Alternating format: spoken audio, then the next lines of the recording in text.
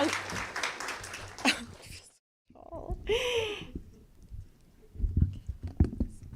Thank you. Thank you. Hi. Hi, DC. Oh my gosh, I'm seeing some familiar faces. Oh my gosh, hi. We'll talk afterwards. Thank you so much for coming here to celebrate my pub day with me. I so appreciate it. Thank you. Thank you. Thank you. There is no place I would rather be than in DC, celebrating here. This is a city that means so much to me. I started my creative career here. I have so many good friends here and creative colleagues, and it's just such a joy. Except for the fact that there are many places I would rather be because it's July in DC, which is my total nightmare. It wasn't supposed to be this way. I was supposed to have an autumnal release for my book, which would have been great. But I'll tell you what happened. I was due to give birth to a living thing on the day my book was going to come out. And I thought, how serendipitous, how magical, that's amazing. But the publisher did not think it was magical and serendipitous and amazing. They're like, you can't actually do that. So I had to move it up to midsummer. And, you know, it's an opportunity to really embrace our living thingness in midsummer. I was like steamed spinach on the way over, as I'm sure some of you were. And, you know, I'm really embracing the unpredictability of the human body right now. Will I have to go to the bathroom? Will my water break? We don't know. We don't know.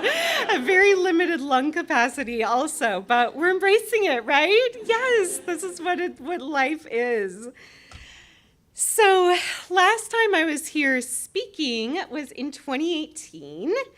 And I've been on a creative journey since then. So I thought we'd catch up a little. How have you guys been doing? I've been doing fine, but wanted to take you on that journey as I share some stories from my book, which is about animals, but it's really about how animals reflect our humanness back to us. Last time I was here in the audience was exactly 1 month ago to see Isaac Mizrahi, fashion designer, character. And the person who introduced him at the beginning said, artists don't reinvent themselves over time, artists reveal themselves over time. He was doing a cabaret show where he was singing and twirling and telling stories. And it was so inspiring for me as I was prepping to come here, because I don't know if when he was a designer, if he thought, oh, someday I'm going to do a cabaret show. But here he was and selling tickets. And I thought that was so cool. The book that I wrote in 2018 looks really different from the one that I wrote now. And it may look like a big change. It may look like a big pivot.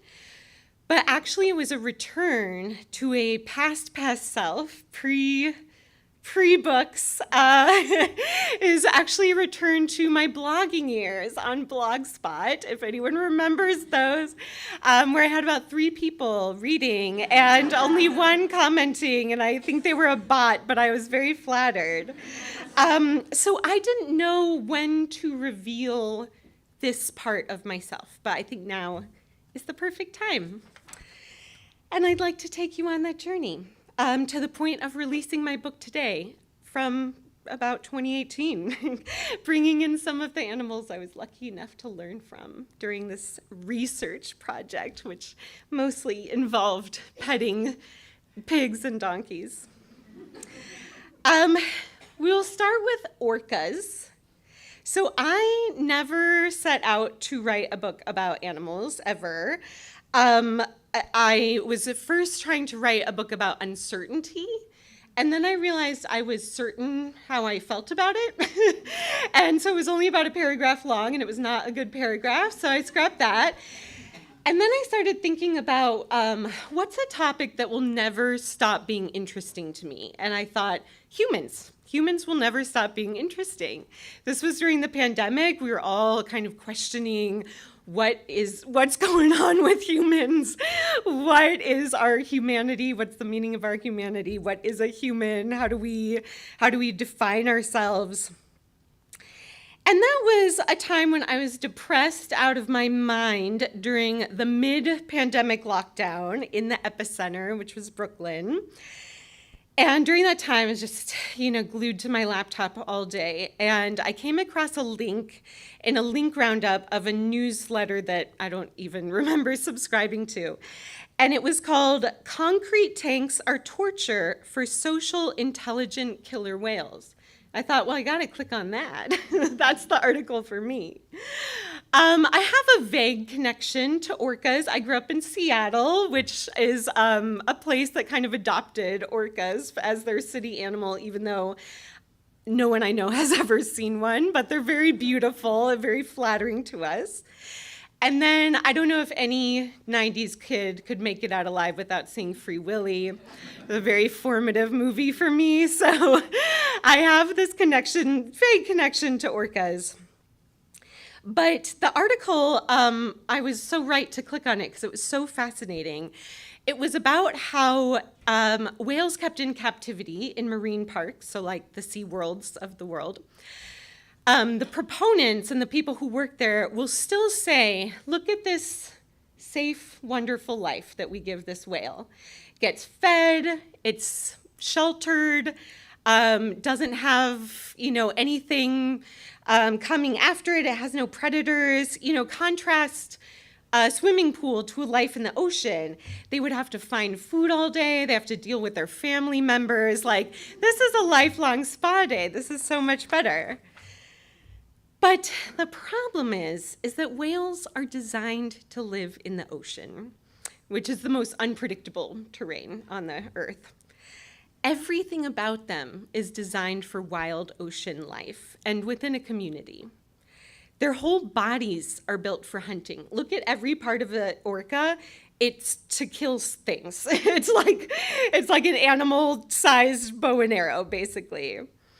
They're such intelligent navigators. They really love problem solving. Much like humans, they will give themselves problems if they don't have enough. And they're also very social. They spend their lives with families, their extended families the rest of their life in very close community. They have their own language, their own culture. And their limbic system, which is the part of the brain that handles emotion and memory, is far more elaborate than it is in humans. It's bigger physically, but it's also bigger proportionally. And they have access to emotions that we don't. They have a range of emotions that's much bigger than ours.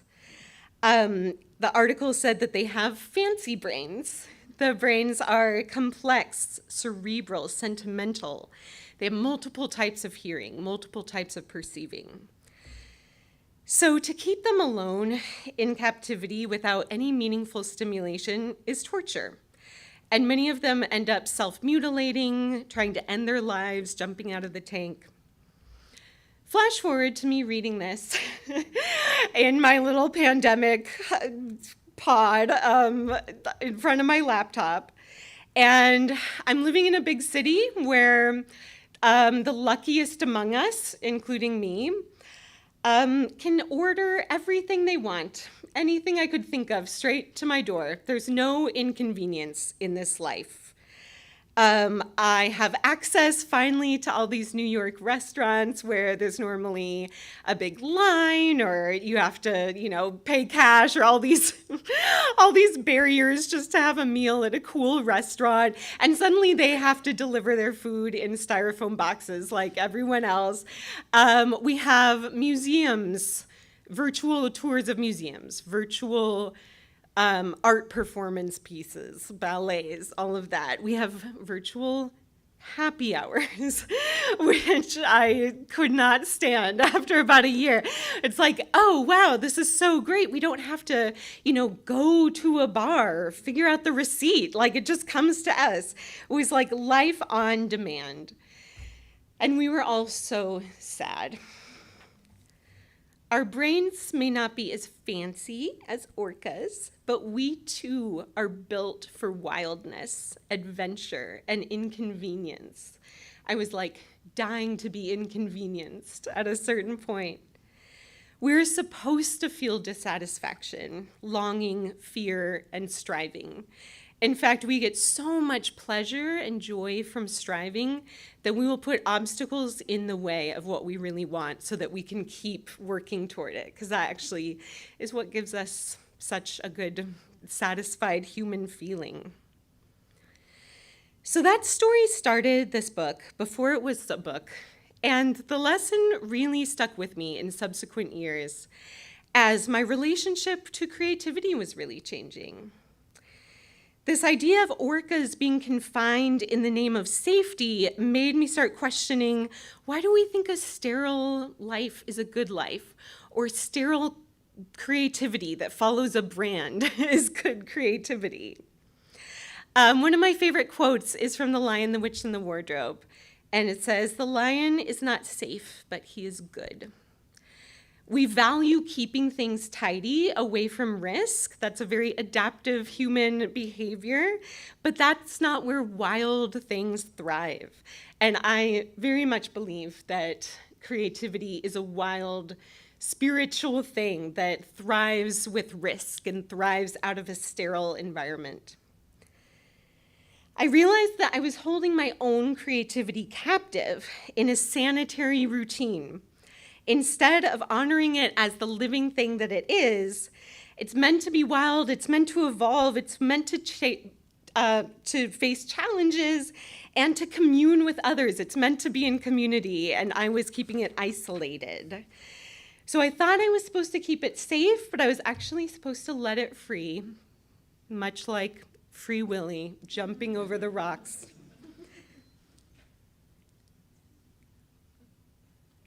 Living things need water. Hydrate yourselves. But before I could really set my creativity free, I had to give myself a lot of grace for the place where I was in. And it wasn't great. It wasn't a great place. I was living alone, spending all my time alone, doing everything myself. It was exhausting. I was finding new ways to disappoint myself every single day. My cat, Sunny, was my only IRL friend during that time, my only partner, and the only being I saw on a regular basis. I had gotten Sunny a couple years prior when she was 9. She was off the cat's death row list at the Animal Control Center, and she hid from me for months when I first got her. And everything I did, she would hiss. She would hiss if I tried to touch her. She'd hiss if I tried to give her food. I fully get why people prefer dogs.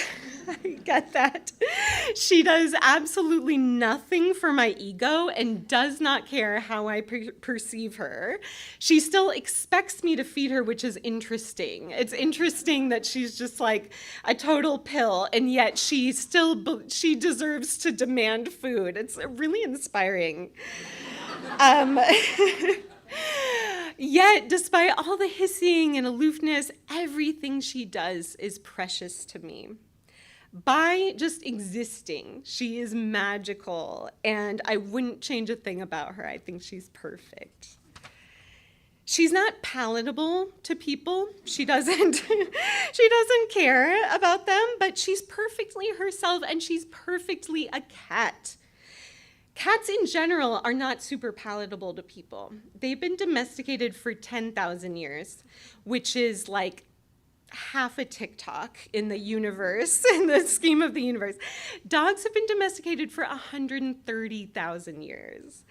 So cats have this wildness. They've really retained a wildness and independence that really triggers people, including me, because they don't make you feel great about yourself. They don't have many reasons to care about or trust humans. And Sunny has extra trauma, so she is just as aloof as can be, and yet I adore her. What she does is what a cat does.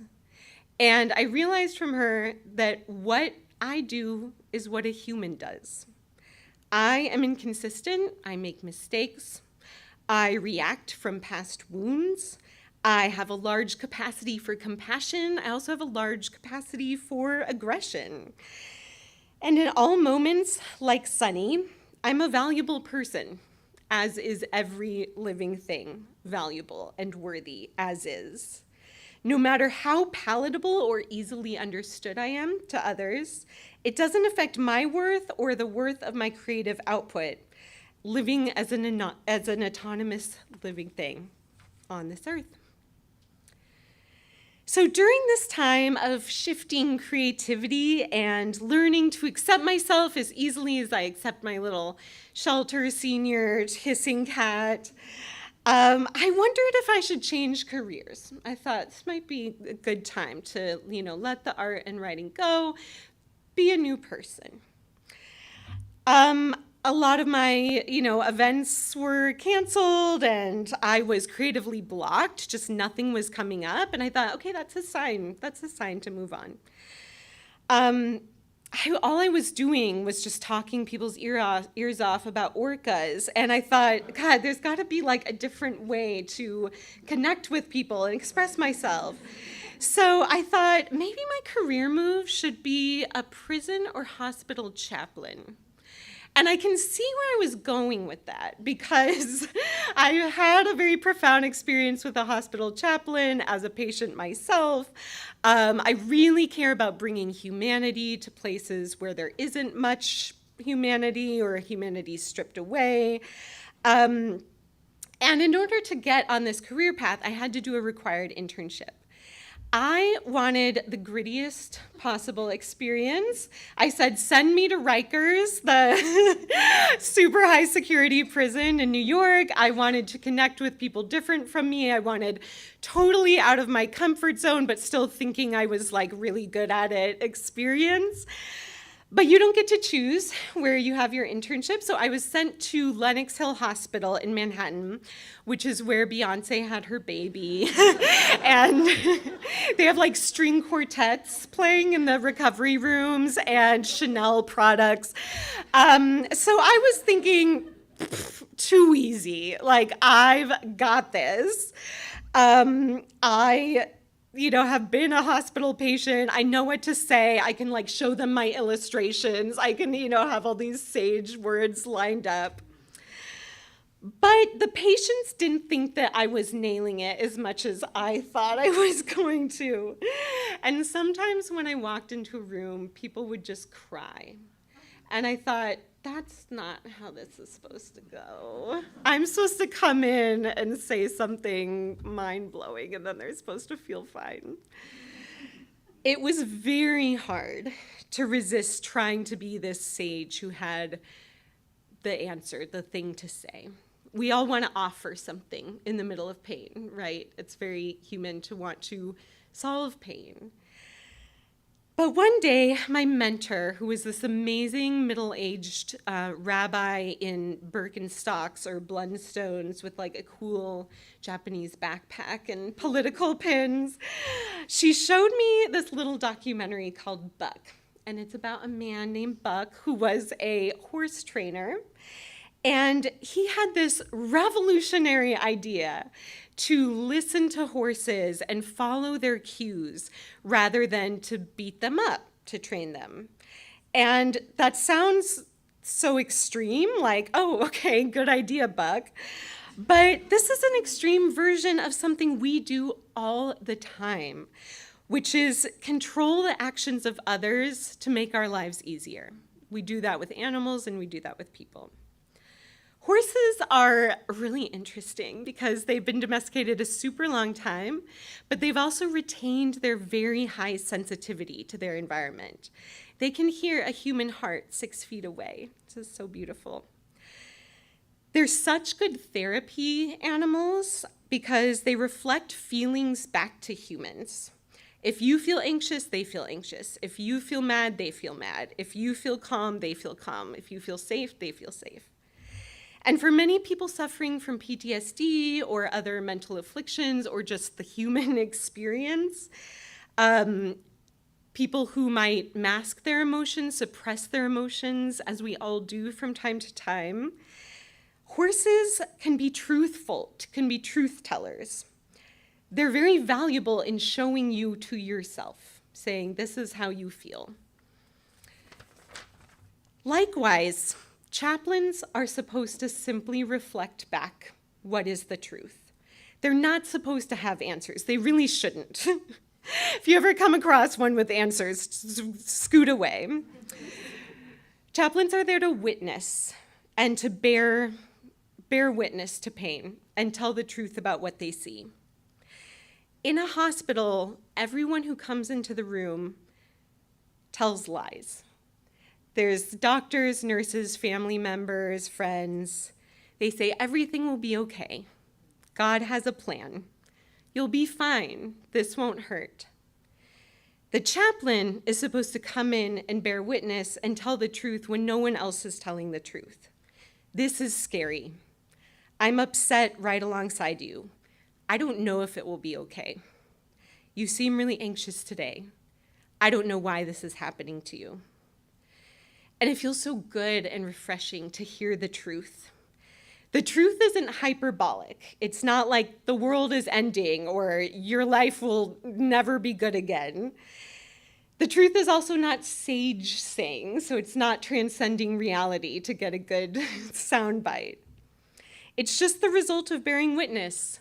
This is really, really hard, and I don't know what's going to happen, but I'm here with you. Chaplaincy was not for me, but I incorporated that truth-telling into the work of an artist. That's when I started thinking, maybe I can keep creating. Artists are here to see right through the bullshit and tell what's actually going on and say, I don't really understand what's happening, but I'm here.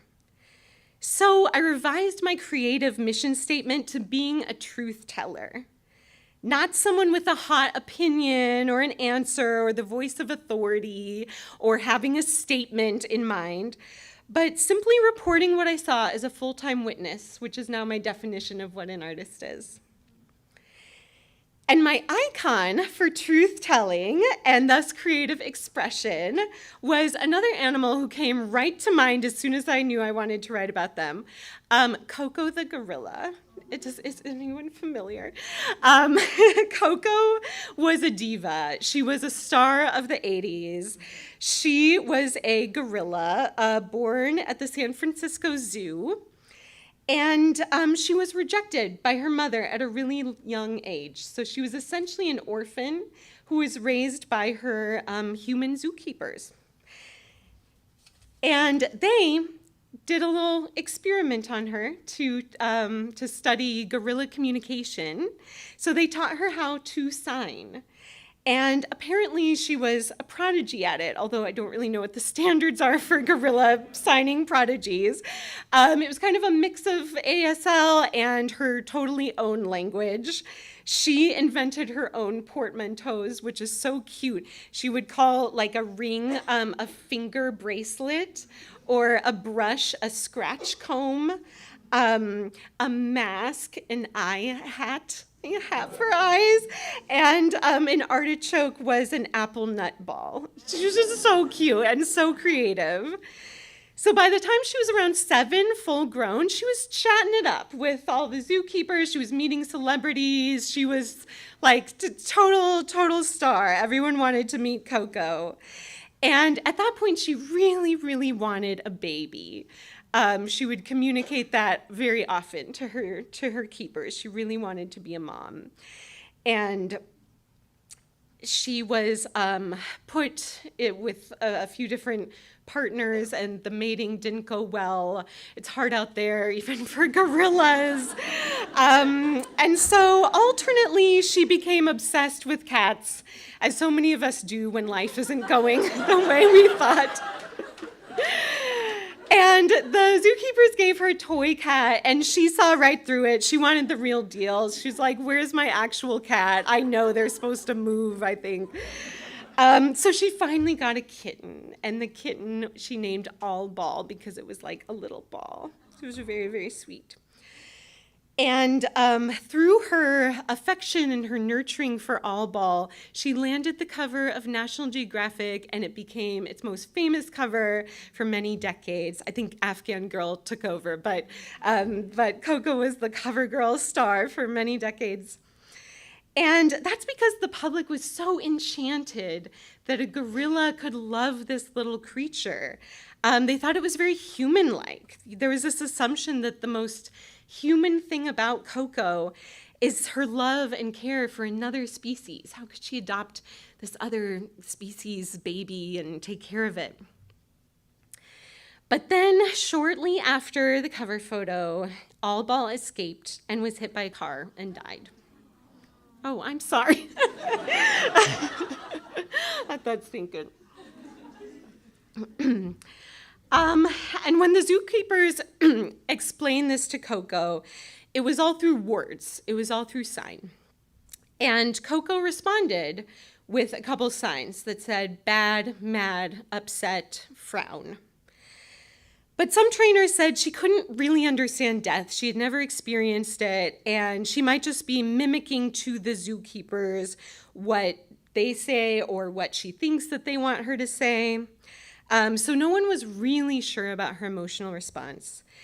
But then later in the night, from across the zoo, her keeper heard this crazy screaming and banging and rushed over to see what was happening in Coco's enclosure. She was howling and punching all the walls of her room, clearly very, very distraught. And the keeper recognized this sound from Coco. It was the same cry that she made when her mother abandoned her a decade prior. And she recognized it as the sound of somebody's leaving me. So the world thought that Coco's emotional resonance with humans was her nurturing love for a little kitten, but it was actually her profound experience of grief. The experience of hearing that kind of sound is such a universal. It's a sound that means so much, that really thick, intense cry of grief and maybe the rage that accompanies it. Just like human words, Coco's signs could be open to interpretation, but the wail of grief couldn't. I got to thinking about how crying is really the only universal language that's interspecies as well. Like we can say, oh, this dog is smiling, but we don't really know.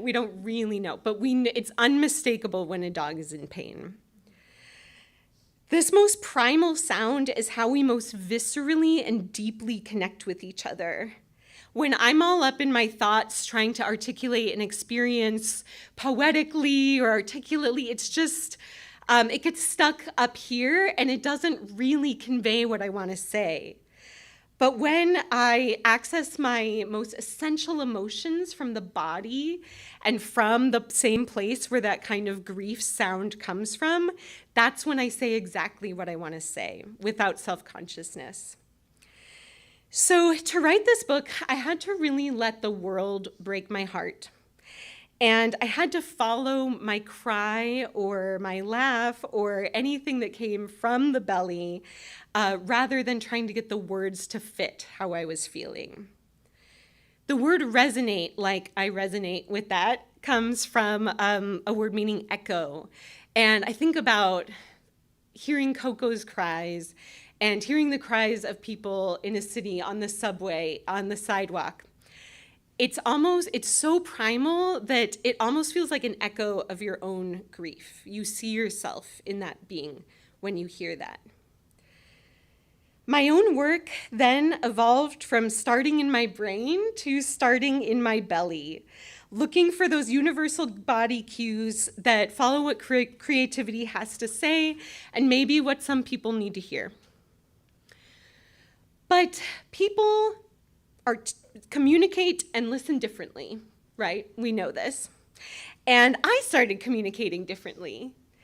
My medium was slowly moving away from illustration and into essays about animal behavior.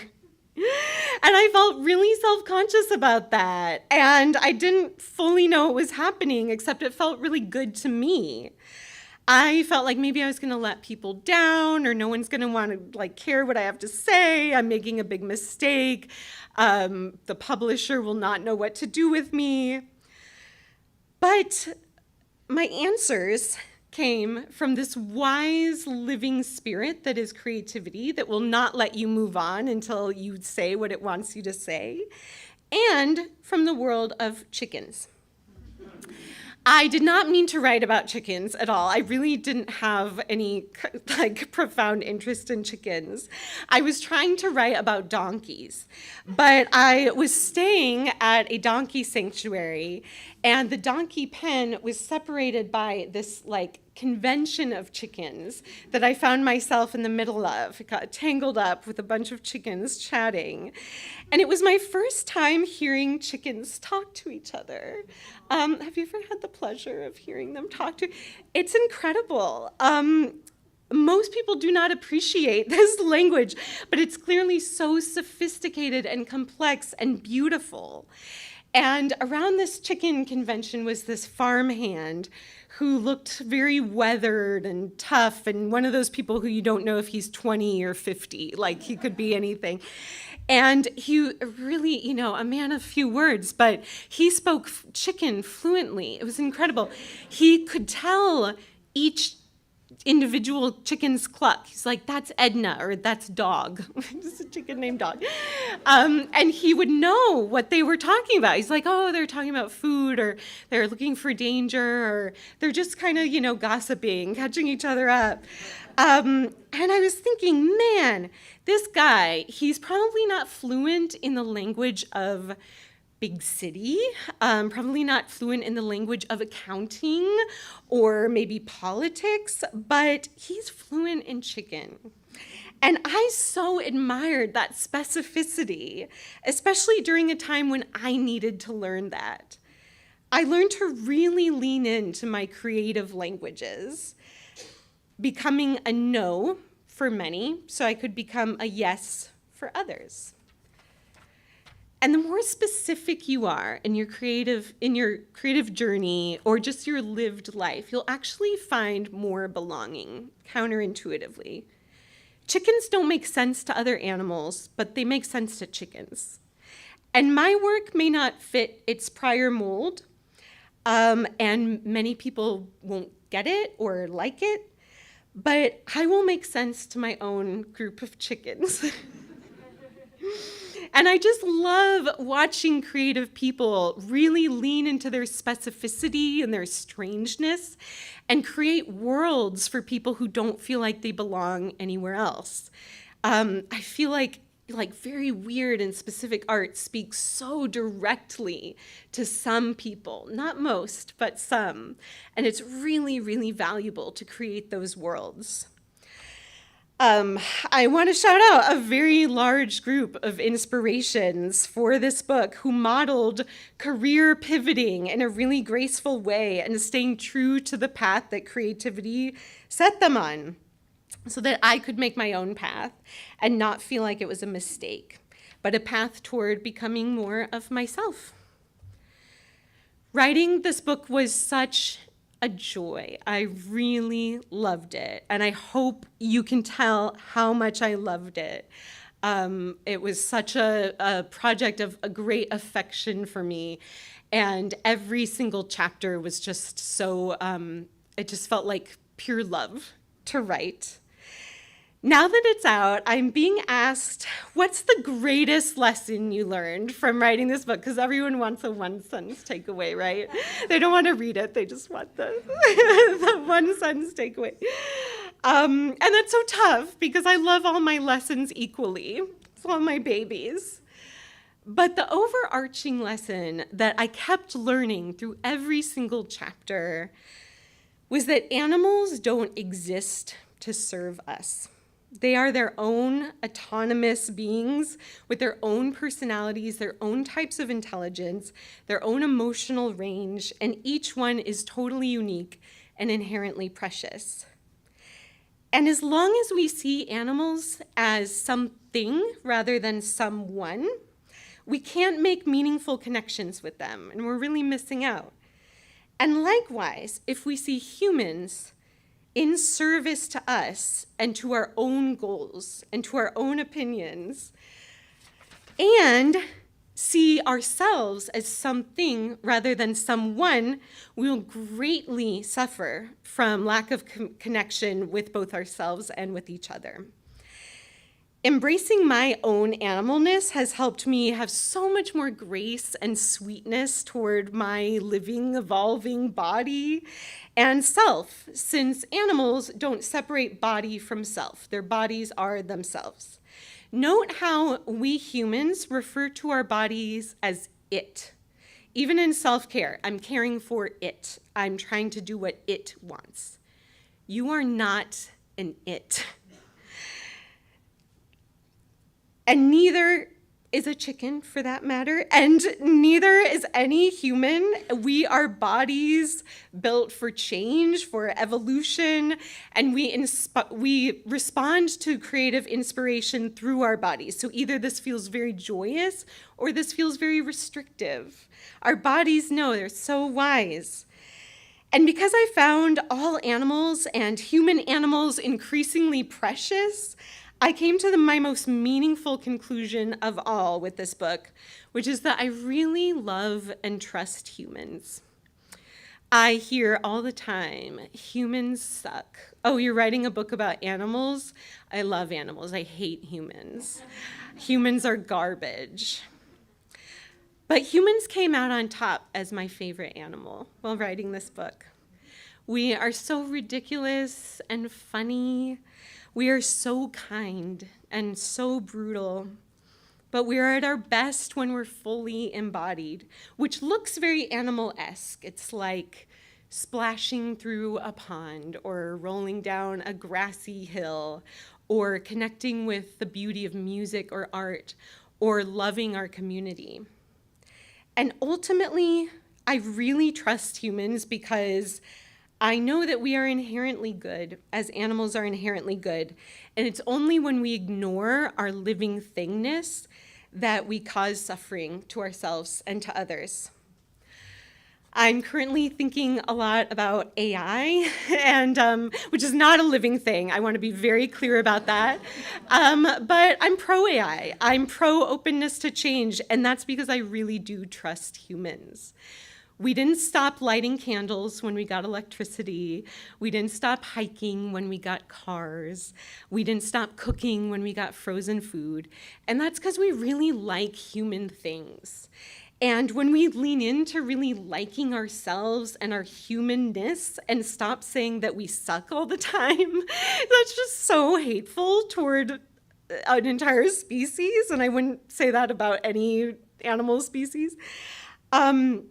That's when we have a chance of saving ourselves and saving the earth, is when we start really liking being human and all that that entails. It comes down to tenderness and endearment and care, which we can so easily give to a dog on the street, but we don't usually give ourselves. So my favorite lesson from animals is to enjoy being humans, as animals enjoy being animals, to embrace the human experience and treat our bodies as living things so we can extend that same grace to others, human and otherwise. Thank you so much. Appreciate you. Thanks. And now, thanks. Thank you. Now we'll open it up to questions. You can take your time. I know sometimes you have to collect your thoughts, so we'll have a few moments.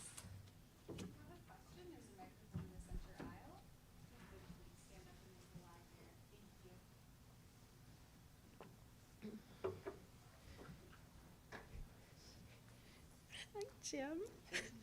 Hi, Mari. Welcome back. Thank you. Delighted to be here with you. Thank you so much. I had to make some notes from your book and newsletters, so I hope I want to start with Thank humans being on top at the end of this. Yeah. And I want to go to your commentary on pigeons. Yeah.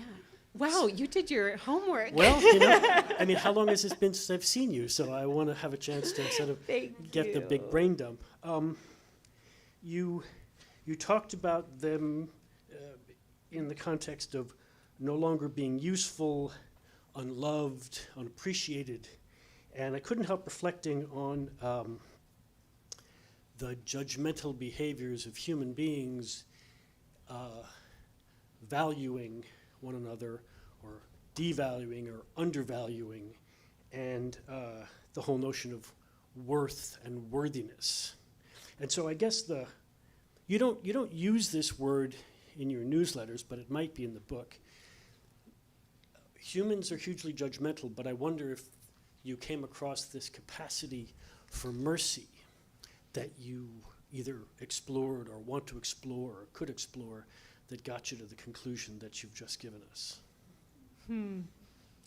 Ooh, that's beautiful. Well, it's 10 years in the waiting. Yes, I so appreciate that. Yes. Well, you and I have a couple things in common. We are both social justice-oriented people, and that comes from, I think, at least for me, being a person of faith. And something I thought a lot about with the pigeon chapter is the model of many prophets, but the one I'm most familiar with is Jesus, who asked, who's being left out here? Who is clean and who's not clean? Who is righteous and who's not righteous? And basically flipped all of that on its head and said, actually, the people being left out, the unclean, the unrighteous, are the most worthy among us. And I was thinking about how, with the pigeons, especially the people who offer them the most care, who see them as precious creatures, are people who have been called unprecious. And I think that the judgment, it's so hard. It's so human, but it comes from, I don't want to be the one left out. I don't want to be the one who's called dirty. I don't want to be the one who's called messy.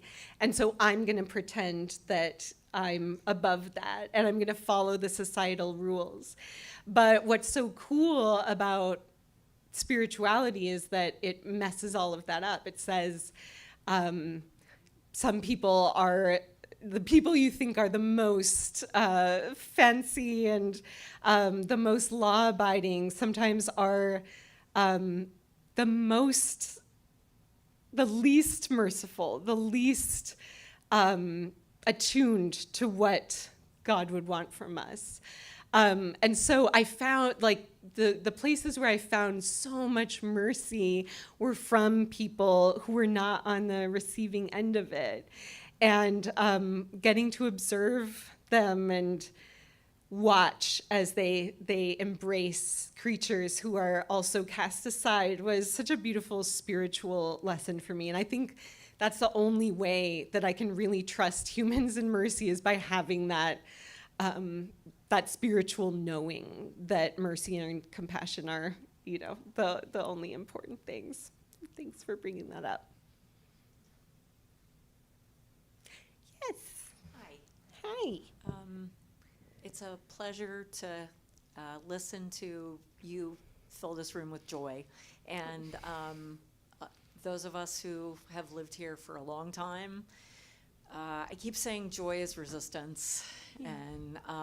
And that is something I'm trying to embody. So I don't know that I necessarily have a question. I really wanted to say, I've been observing my 16-year-old cat who has survived 2 bouts of cancer, has digestive issues, is the pickiest eater ever. During the pandemic, I was begging people to send me any cans. She eats 2 things. And we have a screened-in porch, and she just spends most of her day sleeping in the hottest part. And now she's discovered that she's obsessed with the basement. And so each year I find I've never had a cat live this long in my whole life. And she becomes a whole different part of herself every year. So animals bring me so much joy, so I'm looking forward to reading this book. But then you also brought Jesus into the room, so I was just thinking about how spirituality and just community, like how much we need each other, and we really need to see that we're all connected. So thanks. I'm really looking forward to reading the book. Thank you. Thanks for saying all of that, and you've given me hope as a mom to a senior cat that just maybe she has a couple more years in her. She's 15. I love that. Thank you so much for succinctly saying what I was trying to say in my book, really, which is I love that the cat is reinventing herself. That's or revealing herself over time. That's so beautiful. And yes, joy is a spiritual practice for me. I love that religions and yoga and probably other things use the word practice to say what the action is.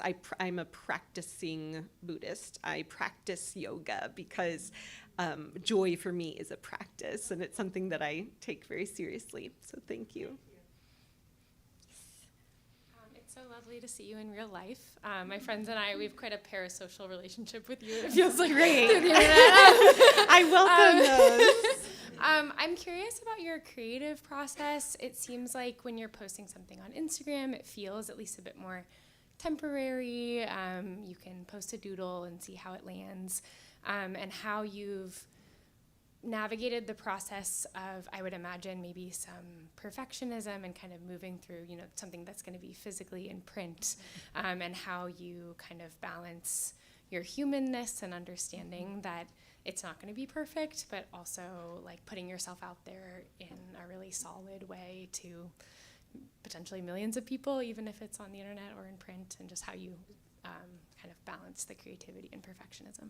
Yeah, what a great question. Strangely enough, when I put something out on the internet, it is there's so much more self-imposed pressure. And that's because the internet shows a really tiny, tiny sliver of what you want to say. And over the years of posting my work online, I really believe that creativity is a living thing, a living force with its own communicative proclivities, and that it will tell you the medium it wants to be in. And I just really felt like my medium was no longer social media because there was just no context. And I think there used to be when, I don't know, I feel like people kind of knew me and they had a lot of context, and then it just became really different. And it was a place to have answers and not to ask questions. And I was always interested in asking questions. I don't have answers. So that was a lot more pressure. A book felt really free for me. Book writing, at least the last two, just felt like such a freeing process because I was giving people so much context. I know people will still misinterpret it. I just read a review that like completely missed the point, and I thought, you either get to misinterpret this or be mean. You don't get to do both. But I was, a book has so much context, and of course I will feel differently about it in future years as I feel differently about my books now. Although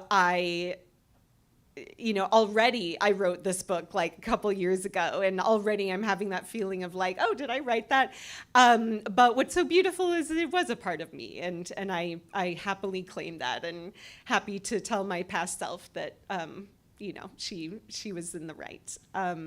So yeah, I think sometimes people think like, oh, if I'm going to do this type of art, it has to be like social media friendly. And a lot of times it doesn't want to be there. It wants to be somewhere else.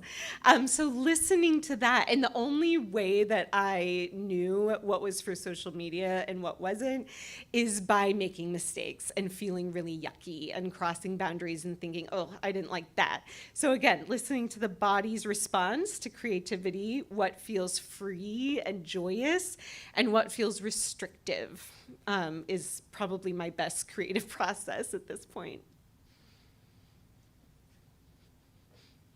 Hi. Hello. My name's Maggie. Maggie. Hi. I brought your first book here today, and I was reading it while I was killing time after work, and I was like, wow. And back in 2018, I lived in Texas, and now I'm like reading about a book when you live in DC and how much my adulthood has changed. So I just want to say thank you. And I loved it, and it's cool to see how much you've embraced change as an artist. And I'm thinking too, as like somebody who's public, having that public persona, I feel like with social media, we're all kind of more public, and we have this like kind of, we're judged on how we present ourselves to the world, and kind of, I'm curious for you as a creative person, like how you manage that relationship. You kind of talked about this in your last answer, but I'm curious if you have anything else more to say about kind of the performativeness of being an artist versus, and feeling like you need to be a certain way versus feeling it. Yeah, that's a great question. I think one that artists of every time period have thought about. What's me in public and what's me in private. And I used to think about it as the public art was like a character of myself. And that started feeling really wrong. And instead, now I think about it as a part of myself. It's not the whole, it's a part.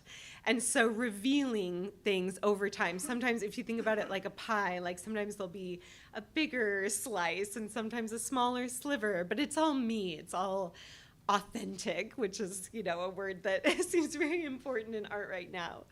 I just could not be any sliver of myself on social media anymore. And kudos to people who can. To me, it is not a place for art. And so that was a decision that took years to make, and it was very painstaking, and I paid someone a lot of money just to tell me that, but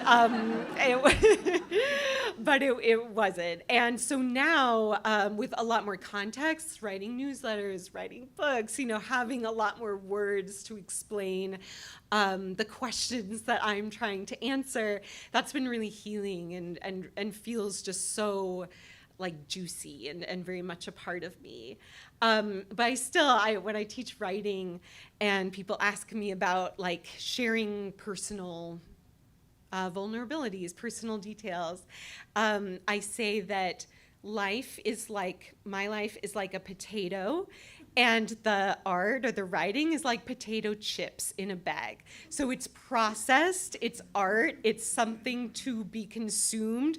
It's not the raw deal. This isn't my raw diary or my raw screenshots or my raw recordings with my therapist. This is something that has gone through a lot of layers and has been mythologized to become art. So that's how I think about that. Hi.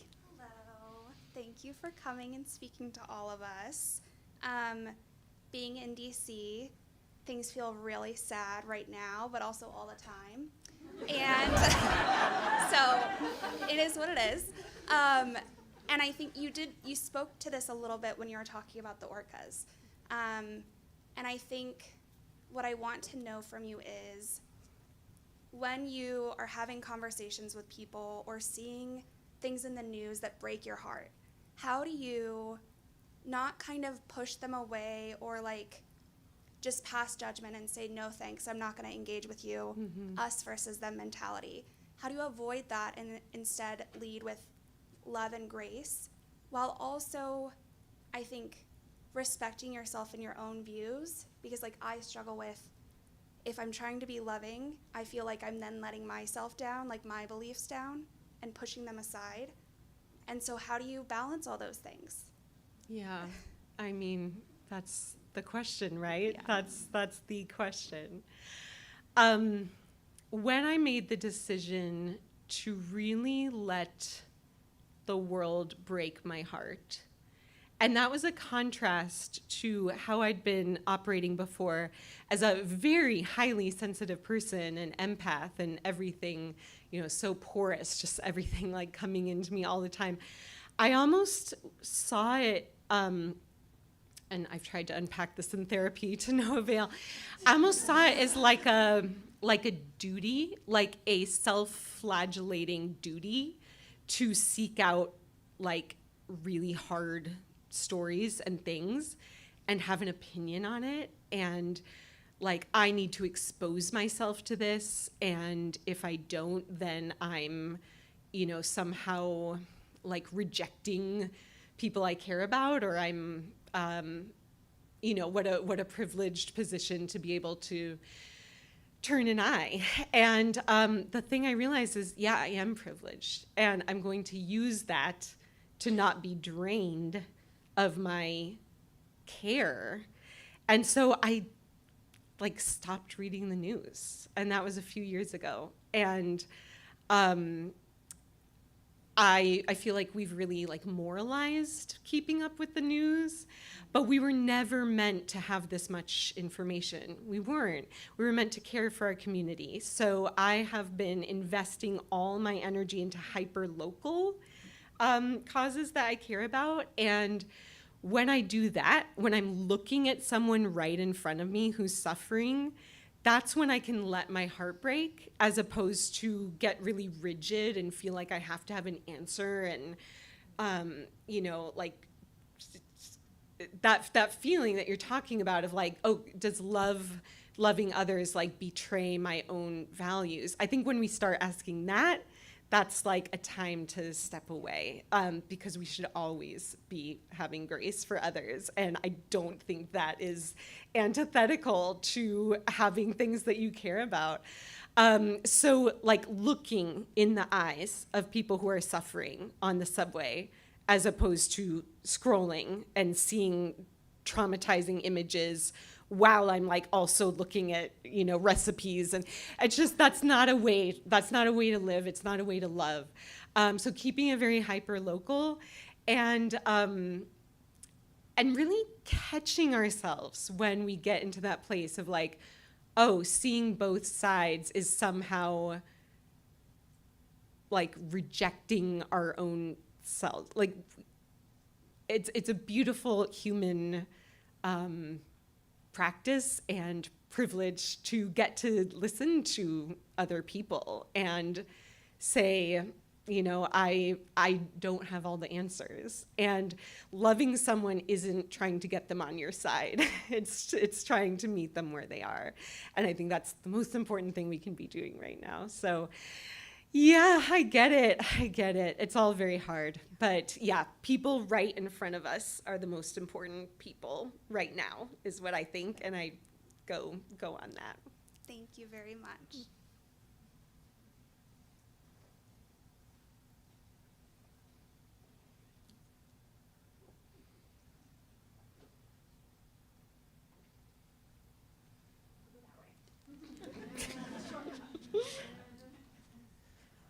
Thank you so much. My name is Sophie.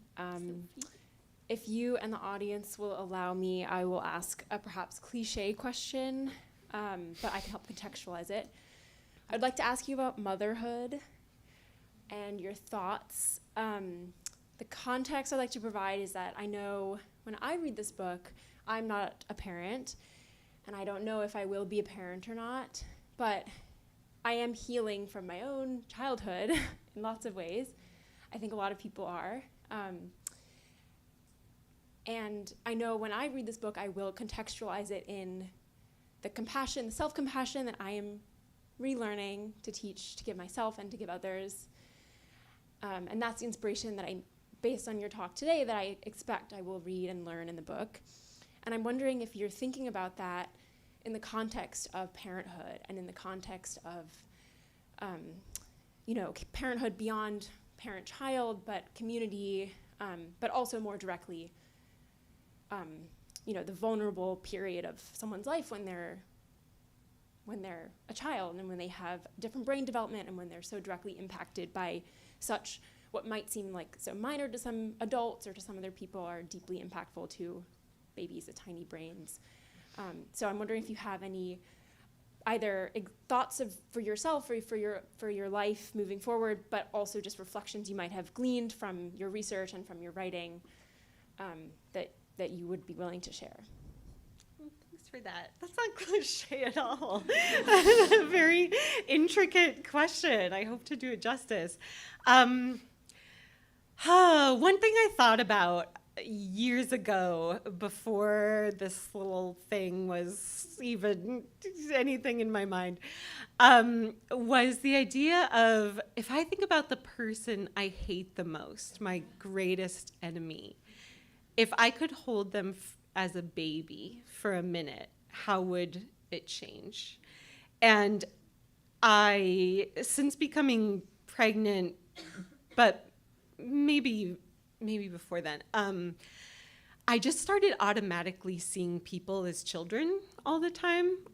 It is especially, we're having a really hard time in New York right now with subways, people wanting subways to be safe, and a lot of people who are unwell finding refuge in subways. And when I see these people who are not doing well and no one's looking at them, I think about them as a little child and how just pure and worthy of affection they are. And I think that's a really good practice if you're having trouble humanizing someone, is to think of them as a little baby.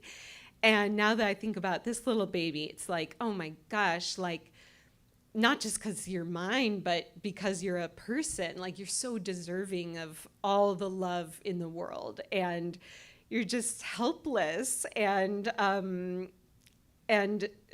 in need of people caring about you. And certainly I have projected that onto my own experiences and thinking I'm as helpless as a baby in a lot of ways, as we all are. I think you brought up such a beautiful point, which is community. And that's something I wrote a lot about because it's something I'm really passionate about as an antidote to our epidemic of loneliness, our epidemic of us versus them. We are interdependent people. We are all newborns in our own way. I always think, like, when I'm starting something that I'm like nervous about, I think, well, I'm a newborn salsa dancer, or like I'm gonna be a newborn mom, like, and he's gonna be a newborn person who doesn't know how the world works, and to really, being pregnant has really brought to light how starved we are for community, because so many parents aren't supported, so many non-parents are not supported. We see these nuclear family decisions as so hyper individualistic that it's like, well, I'm not gonna help her, that was her choice, and that's not a way we've ever operated, and it's so wrong.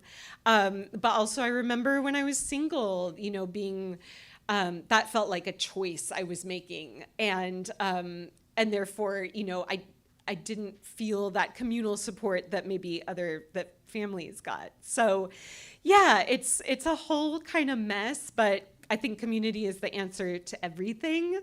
And seeing all of us as vulnerable in our own way, as in need of care, as interdependent creatures who literally cannot live without each other, is just so important right now, and important for seeing ourselves as someone who's deserving of that love.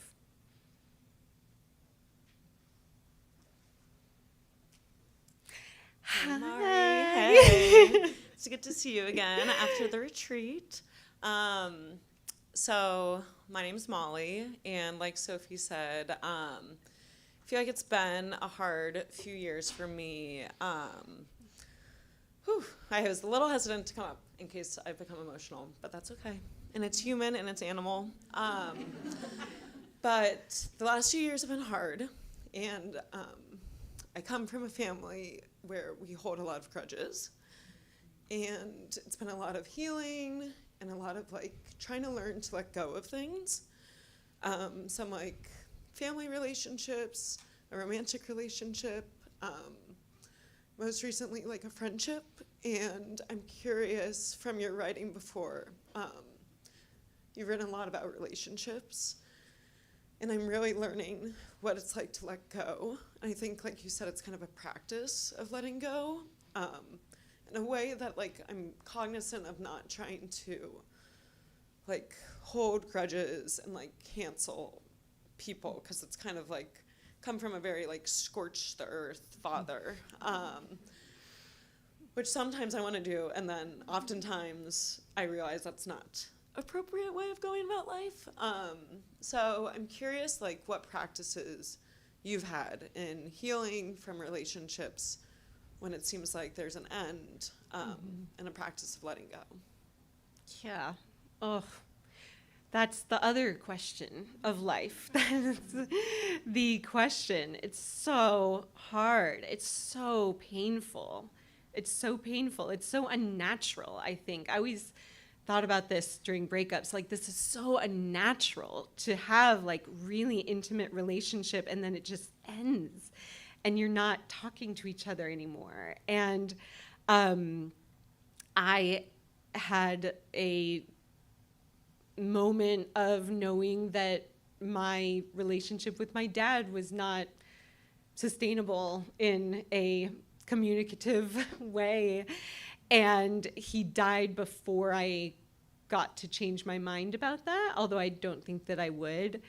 And it just always felt like, oh, I'm doing something like against my natural instinct to like have this separation. But it is a loss in the way that literally losing someone is a loss. And the way that I can reconcile losing someone who is still alive is to treat it like a death loss in the way that it becomes a part of you. It's not something to eradicate or get rid of. It's something to actually incorporate into your lived experience and into your body. And I think like a really healing revelation for me with my dad is that like I'll never get over this. I'll never be healed. It's not going to happen. And there was a relief in that because there was nothing to do about it except just live it and know that it's like a little purse I carry, and sometimes it feels really heavy and sometimes it doesn't, but it's there, it's part of me. And I think when we, like the scorched earth method, which definitely I can relate to the desire for that, and I'm sure I've done that a couple times. It's so appealing to think like, I want this out of my life. And we do that in communities, right? Like we kind of pick a scapegoat and think, oh, if we could just get rid of these people, we'd be good. And the thing is, they don't go away. But there is an incorporation into life that I think happens with time. I mean, it sounds like a lot of these wounds are very fresh, but over time, seeing how it comes up, seeing your reaction to it, reaction from old wounds, just like my cat Sunny with her trauma, it's gonna come up, but it doesn't mean that her life is less. It doesn't mean that there's a subtraction to our lives. It's actually something to incorporate and see how it affects us in sometimes some really creative and beautiful ways as we can resonate more deeply with other people. So I think letting go of the idea that there's something to do or there's something to get over or there's something to heal from necessarily. It's a part of you now. And I've seen that in your work and it's very beautiful. So I appreciate you sharing.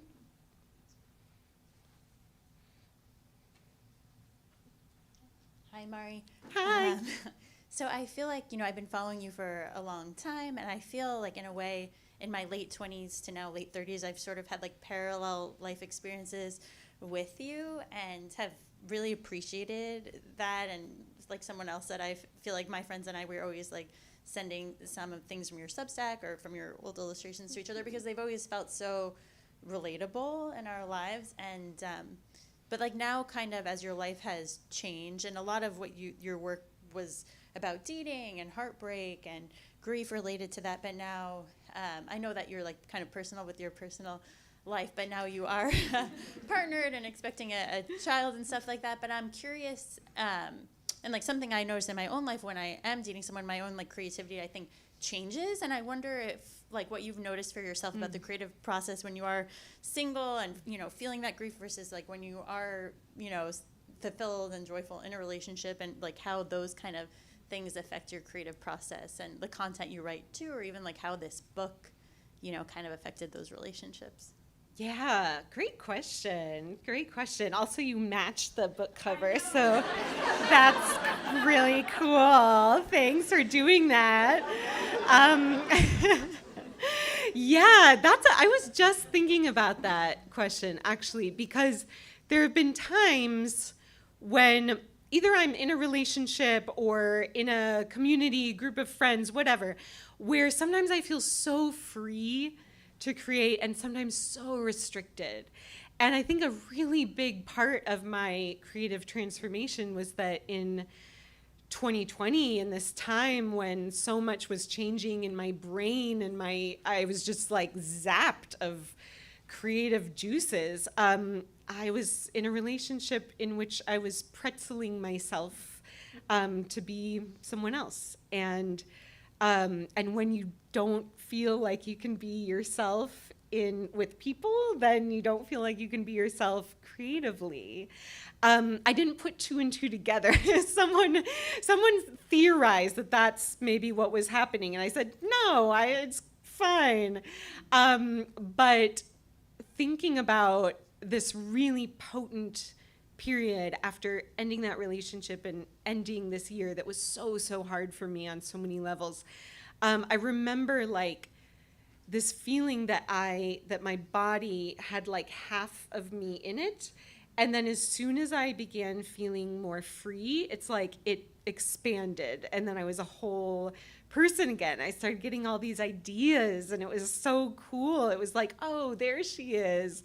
I would say, like, in my marriage and now being pregnant, I thought both were going to really impede my creative process. I thought, oh, nothing more to say.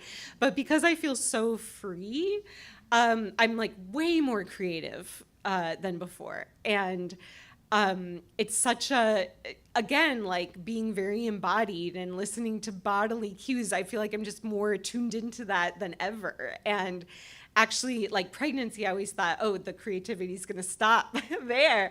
But I've been so much more creative. And it's like an attunement with myself. It's feeling a lot more free in a lot of ways. And so I think like always checking in, it's so hard because we're so conditioned out of this, but checking in like, how is my body reacting to this person or this friend, or like, is there a restriction or is there a freedom? And it's hard when you don't have a lot of examples of the freedom, but it's like, whoa, you know it when you see it. And it's such a beautiful, beautiful experience and can come in so many ways. But for me, it really did happen within relationship, within community.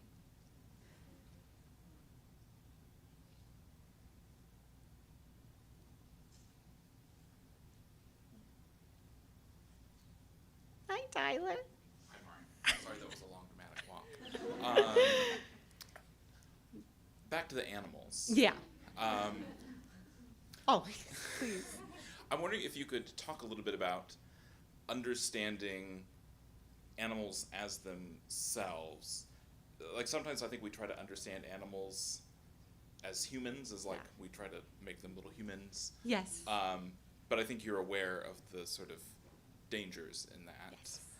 and sort of, but then how that leads you back to humans ultimately in the end. So I don't know if you would just talk a little bit about that balance between the animals on their own terms. Right, the octopus has had a moment. Yes. Right, culturally. Yes. Right, but they're just so unhuman in a way. They're very Right. different. Yes. They're very intelligent, but it's Yes. something we can't quite understand. Yes. And then also, if you would just want to comment, since you are the room's expert on orcas. Yeah. Orcas and Yes. yachts. Oh, yeah, for sure. Yeah, I'm Thank just going to you. answer that one quickly. Yachts don't belong in the ocean. Orcas belong in the ocean. This drives me nuts. It's like this like viral tweet that was like, shark infested waters, you mean they're home? Like animals, if we're going to get bitten by a shark, that's on us. That's not on the shark. So yeah, orcas can do whatever they want with yachts. They belong in the ocean. We do not. That's my stance. Really great question about, yeah, we have such a tendency to look at animal intelligence, emotion, personality, all through the lens of being a human, which is, a normal thing to do. But it's really funny. I wrote in the book about going to a farm animal sanctuary, and I thought I was being very intelligent, asking, "Oh, pigs have like the intelligence of a 3-year-old child, right?" And the person who worked there said, "Like, what does that mean to a pig? That's not like." Some animals can read English letters.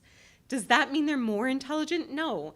They're intelligent in the ways that they need to be, just like we're intelligent in the ways that we need to be.